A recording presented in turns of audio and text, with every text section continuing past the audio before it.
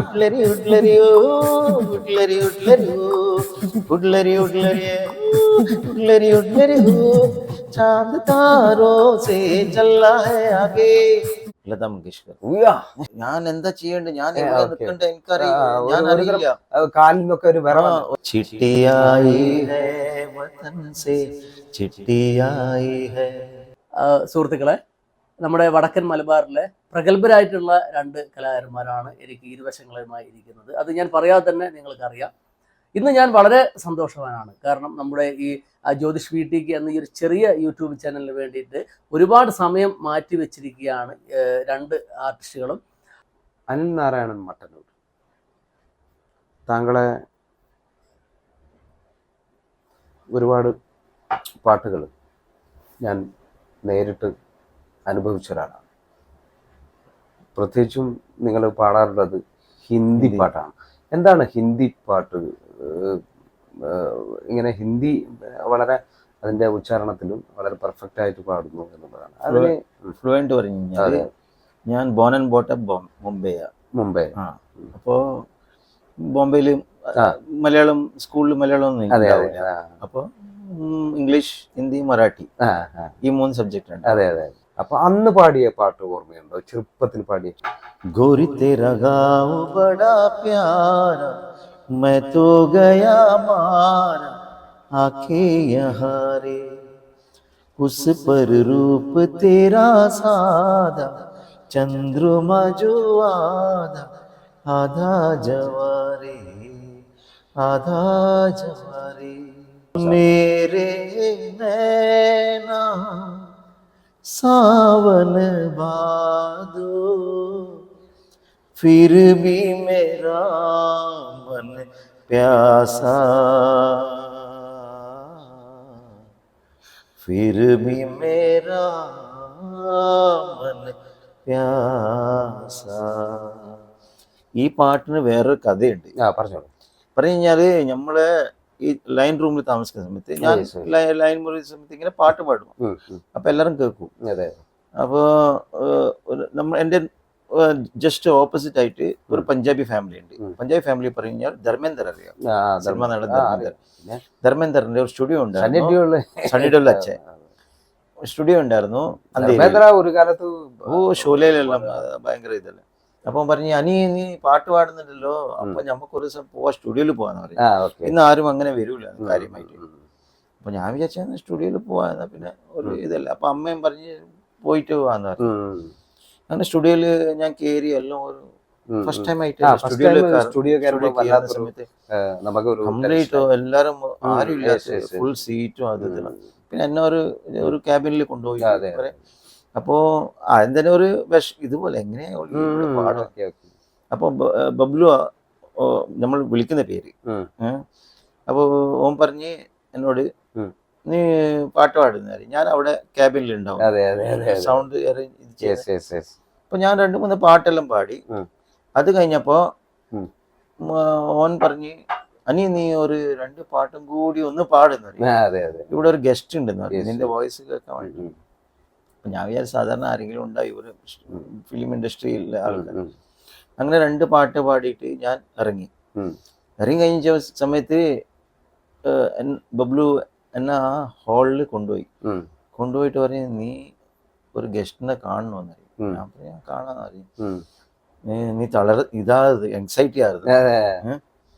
അപ്പൊ എന്താ പറയണ്ടേ സുനിൽ, ഞാൻ ആ ഗസ്റ്റിനെ കണ്ടപ്പോ എനിക്കെന്താ പറയണ്ടേ, ഫുൾ എന്താ ചെയ്യണ്ടേ. നമ്മൾ ഒരുപാട് കേട്ടിട്ട് കാണണമെന്ന് ആഗ്രഹിച്ച ഒരു വ്യക്തി. ആരാണ് അദ്ദേഹം? ലതാ മങ്കേഷ്കർ. മാഡം അവിടെ ഉണ്ടായിരുന്നു.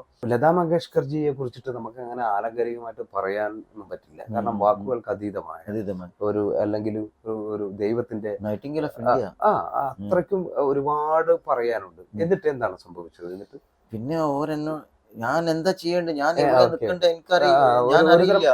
കാലിൽ നിന്നൊക്കെ ഒരു വിറ. അപ്പൊ ബബ്ലു പറഞ്ഞ്, don't get afraid, come here. ഞാൻ പോയി, ഞാൻ കാലെല്ലാം തൊട്ട് എല്ലാം ചെയ്ത് 2-3 അനുഗ്രഹിച്ച് പറഞ്ഞ്, നിന്റെ നല്ല വോയിസ് ആണ്, നീ ഇത് തന്നെ പോളിഷ് ആക്ക്, നീ മോനെ നീ നല്ല നിലയിലെത്തുന്നത്. അപ്പൊ അന്ന് തൊട്ട് എനിക്ക് പാടണമെന്നില്ല ഒരു ഇത് മനസ്സിൽ വന്ന്. അത് കഴിഞ്ഞപ്പോ പിന്നെ ഉച്ച കുറച്ച് വൈകുന്നേരം പങ്കജ് ഉദാസ് സാർ വന്നു. ഞാൻ കണ്ടില്ല ആ സ്റ്റുഡിയോയില്, പക്ഷെ ഞാൻ കണ്ടിട്ടില്ല. ഒറ്റ സെക്കൻഡ്, പങ്കജ് ഉദാസിന്റെ ഒരു ഏറ്റവും ഇഷ്ടമുള്ള ഒരു പാട്ട് പാടാം രണ്ടുപേരും. പങ്കജ് ഉദാസിന്റെ ഒരു ഇപ്പം മനസ്സിൽ വരുന്ന ഒരു പാട്ട് വരാം. ചിട്ടി ആയി ഹൈ ചിട്ടി ആയി ഹൈ. Very good. चिट्ठी आई है वतन से चिट्ठी आई है, बड़े दिनों के बाद हम बेवतनों को याद बताने की मिट्टी आई है. चिट्ठी आई है चिट्ठी आई है. ആ പാട്ട് എനിക്ക് മനസ്സിലായപ്പോ ഞാൻ ഈ പാട്ട് കുറെ പ്രാവശ്യം പാടിയിട്ടുണ്ട് ഈ പാട്ട്. അപ്പൊ പിന്നീട് എന്താണ് സംഭവിച്ചത്? താങ്കള് ജോലി തേടിയിട്ടുള്ള യാത്രയിൽ എന്താണ് സംഭവിച്ചത്? ഞാൻ പറഞ്ഞാല് കോയമ്പത്തൂർ കുറച്ച് ഒരു കാലം ഈ കട്ടിങ് ജ്വല്ലറി ഡിസൈൻ കോഴ്സിൽ പോയായിരുന്നു. അത് കഴിഞ്ഞപ്പോ എന്റെ ഒരു അമ്മേന്റെ അനിയത്തിന്റെ ഭർത്താവ് ആപ്പൻ അവരെനിക്ക് വിസ അയച്ചാണ്. എവിടെയായിരുന്നു? ബഹ്റിനിൽ. അത് കഴിഞ്ഞപ്പോ എല്ലാവർക്കും എന്നെ അറിയാം, ഞാൻ ചെറുങ്ങനെ ഒന്ന് മൂളുന്ന്. അപ്പൊ ആദ്യമായിട്ടുള്ള അവസരം കിട്ടിയ പറഞ്ഞു കഴിഞ്ഞാൽ കാഞ്ഞങ്ങാട് രാമേന്ദ്രൻ സാറിന്റെ ഒരുമിച്ച് പാടാനുള്ള ഒരു ഭാഗ്യം കിട്ടി. അദ്ദേഹത്തിന്റെ കൂടെ പാടിയിട്ടുണ്ട്. അദ്ദേഹത്തിന്റെ കൂടെയല്ല, അദ്ദേഹത്തിന്റെ സ്റ്റേജിൽ എവിടെ വെച്ചിട്ടായിരുന്നു? ബഹ്റിനിൽ വെച്ചിട്ട്. അതൊരു അവിടെ ഒരു രസം കൂടി ഉണ്ട്. ഈ കാഞ്ഞങ്ങാട് രാമേന്ദ്രന്റെ പ്രോഗ്രാമിന്റെ സമയത്ത് എന്റെ പോസ്റ്ററും കൂടി അടിച്ചത്. അപ്പൊ ഈ പോസ്റ്റർ ഞാൻ കൂടി ഒട്ടിക്കാൻ പോകും. അപ്പൊ കുറെ പാകിസ്ഥാനി അവിടെ ഇരിക്കുന്ന സമയത്ത് പാകിസ്ഥാനി പറയും, ഈ തുമാരാ ഫോട്ടോ, ഇത് എന്റെ ഫോട്ടോ പറഞ്ഞ ഞാൻ പ്രോഗ്രാം ചെയ്തതാണ്. അപ്പൊ അതൊരു രസയില് രാത്രി പോസ്റ്റർ ഒട്ടിക്കാൻ പോകുമല്ലോ. അപ്പൊ തന്നെ ഇവരുടെ ചോദ്യം വരുന്നു, അപ്പൊ അങ്ങനെ ഒരു ഇത്. പിന്നെ ഫസ്റ്റ് ആയിട്ട് കാഞ്ഞങ്ങാട് രാമേന്ദ്രൻ സാറിന്റെ ഒരുമിച്ച് അപ്പൊ അന്ന് പാടിയ പാട്ട് ഏതായിരുന്നു?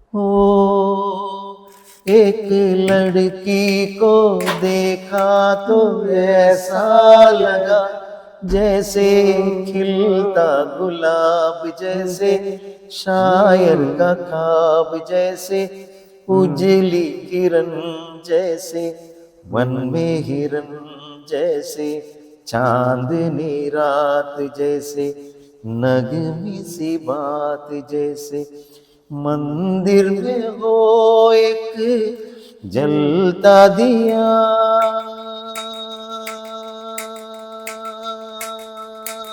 ओ एक लड़की को देखा तो ऐसा लगा. ഇന്ന് എൻ്റെ ഒരു ചെറിയൊരു റിക്വസ്റ്റ് അനിൽ സാറിനോടും സുനിയേട്ടനോടും ഉണ്ട്.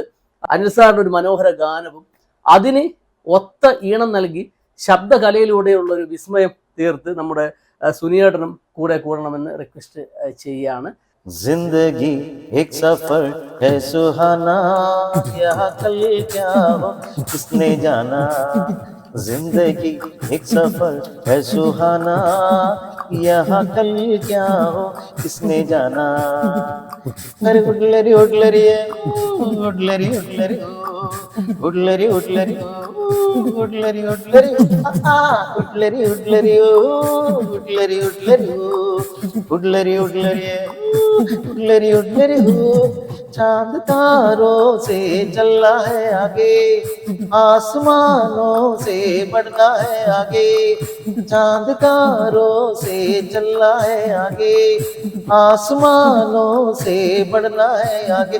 पीछे रह जाएगा ये जमाना, या कल क्या हो किसने जाना. जिंदगी एक सफर है सुहाना, यहाँ कल क्या हो किसने जाना.